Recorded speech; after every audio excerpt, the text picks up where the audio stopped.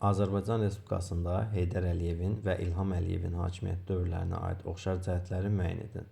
Azərbaycan Respublikasının qoşulmama hərəkatına sədrlik etməsi bu yalnız İlham Əliyevin prezidentliyi dövründə olmuş hadisədir. Çıxardırıq.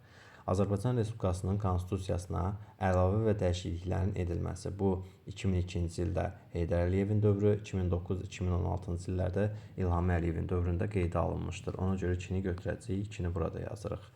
3-ə baxırıq. Azərbaycan Respublikasının beynəlxalq təşkilatlara tam hüquqlu üzv qəbul olunması. Beynəlxalq təşkilatlara həm Heydər Əliyevin, həm də İlham Əliyevin dövründə üzvlüyümüz olmuşdur. Ona görə 3-ü də götürəcəyik. 2, 3, davam edək.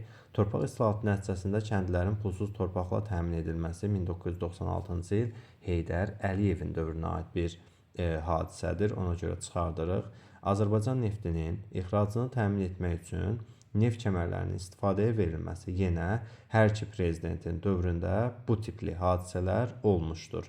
Ona görə 5-i də götürəcəyik. Düzgün cavabımız bu sualda 2, 3, 5 olacaqdır.